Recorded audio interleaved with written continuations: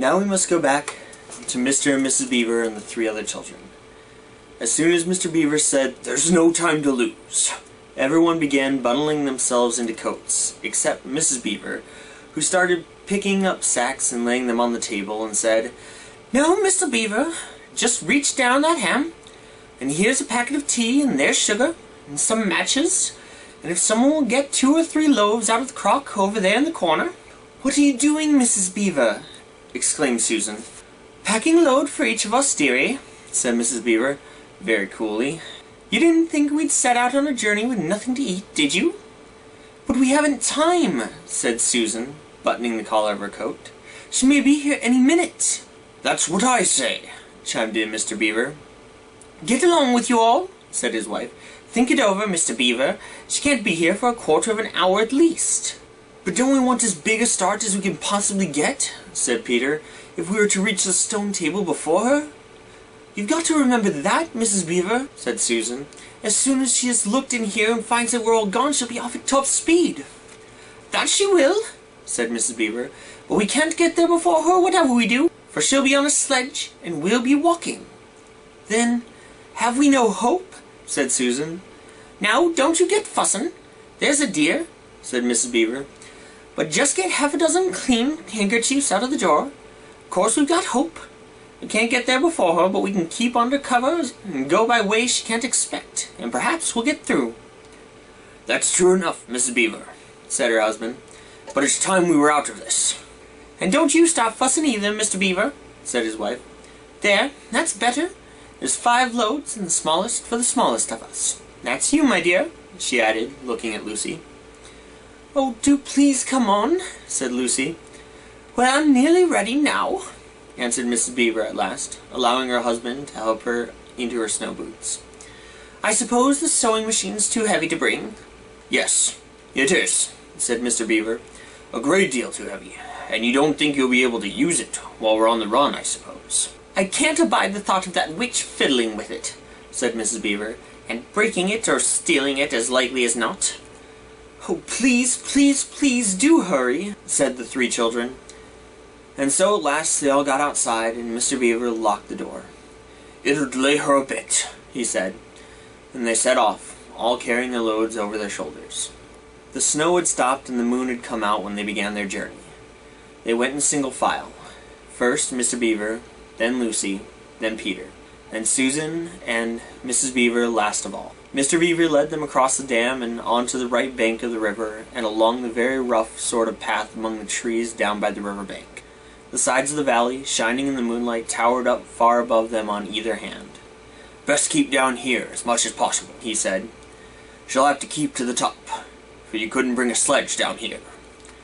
It would have been a pretty enough scene to look at through the window from a comfortable armchair, and even as things were, Lucy enjoyed it at first.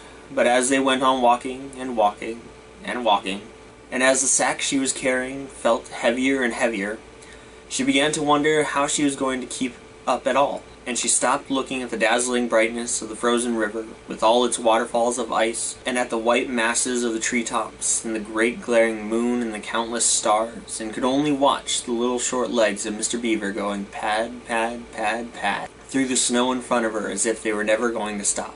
Then the moon disappeared and the snow began to fall once more. And at last Lucy was so tired that she was almost asleep and walking at the same time, when suddenly she found that Mr. Beaver had turned away from the river bank to the right, and was leading them steeply uphill into the very thickest bushes.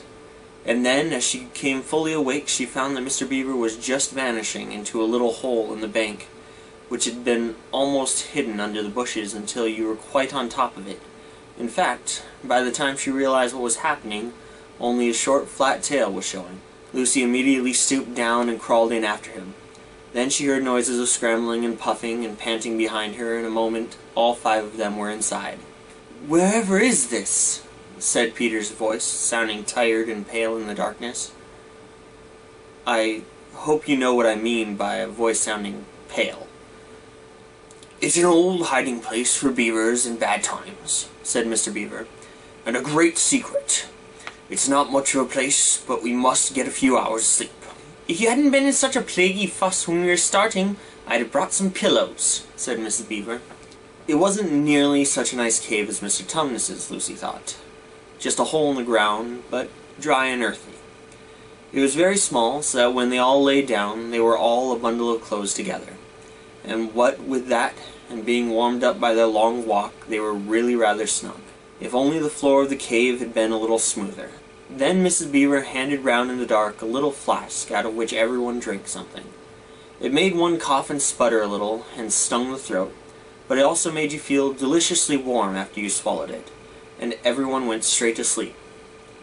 It seemed to Lucy only the next minute, though really it was hours and hours later, when she woke up feeling a little cold and dreadfully stiff, and thinking how she would like a hot bath. Then she felt a set of long whiskers tickling her cheek and saw the cold daylight coming in through the mouth of the cave. But immediately after that she was very wide awake indeed, and so was everyone else. In fact, they were all sitting up with their mouths and eyes wide open, listening to a sound which was the very sound they'd all been thinking of, and sometimes imagining they heard during their walk last night. It was the sound of jingling bells. Mr. Beaver was out of the cave like a flash the moment he heard it. Perhaps you think, as Lucy thought for a moment, that this was a very silly thing to do. But it was really a very sensible one. He knew he could scramble to the top of the bank among the bushes and brambles without being seen, and he wanted above all things to see which way the witch's sledge had went. Then they heard something that frightened them very much. They heard voices. "Oh," thought Lucy, "he's been seen! She's caught him!" Great was their surprise when a little later they heard Mr. Beaver's voice calling to them from just outside the cave.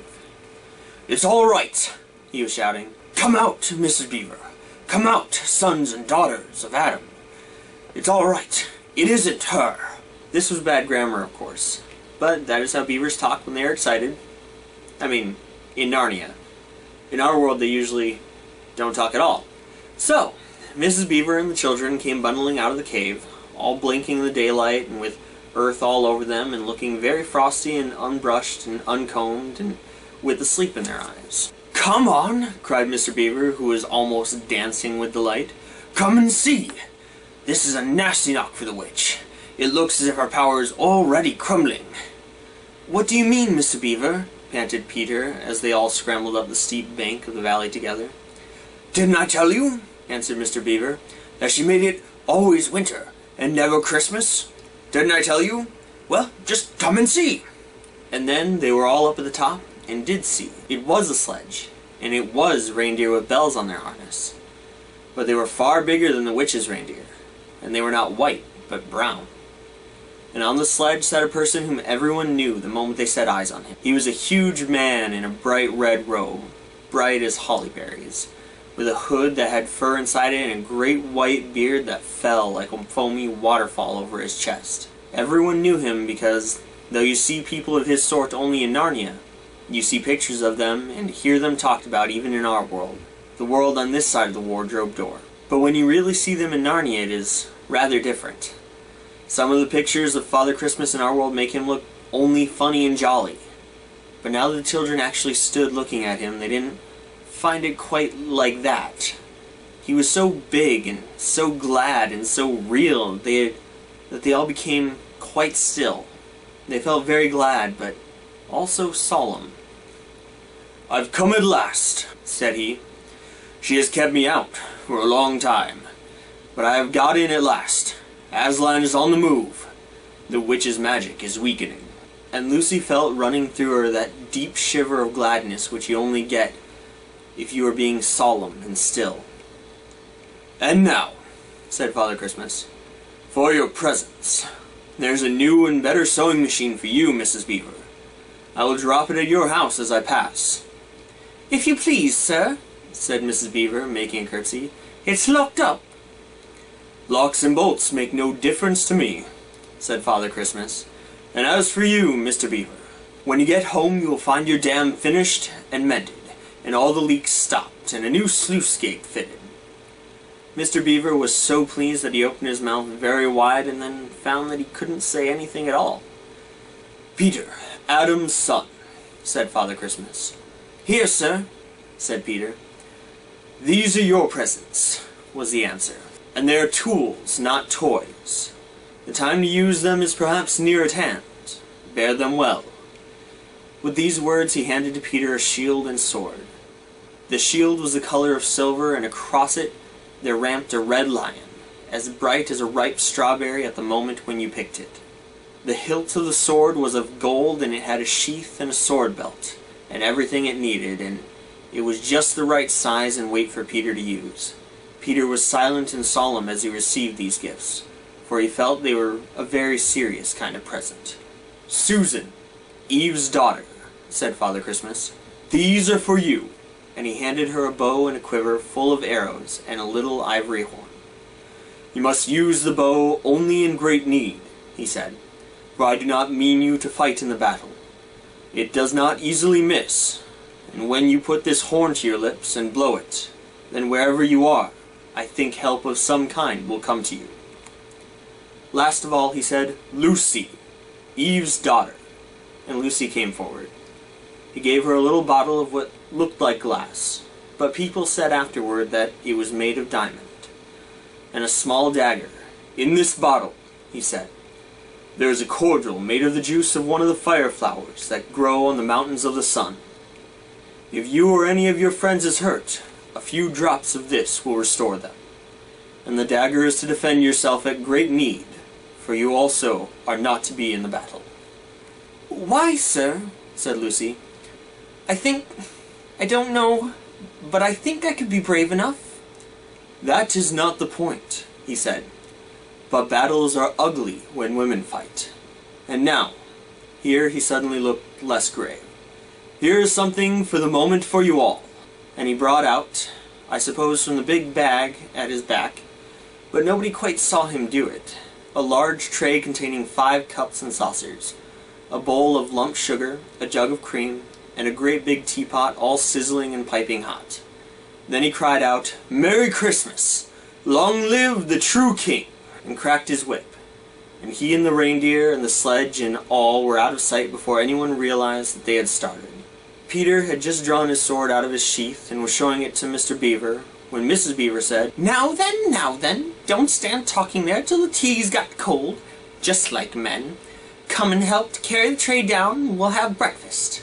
What a mercy I thought of bringing the bread knife." So down the steep bank they went and back to the cave, and Mr. Beaver cut some of the bread and ham into sandwiches, and Mrs. Beaver poured out the tea, and everyone enjoyed themselves.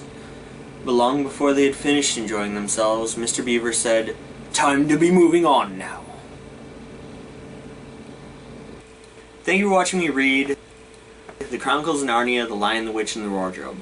Chapter 10, The Spell Begins to Break, by C.S. Lewis. Like this video if you liked it, subscribe to my channel if you'd like to hear me read more random voices. Leave a comment below if you have any critiques that you'd like to tell me. Unless they're telling me that I don't have a good British accent, I tried. Share this video with your friends, and watch the Heatwave video if you haven't already. Son of Adam, out!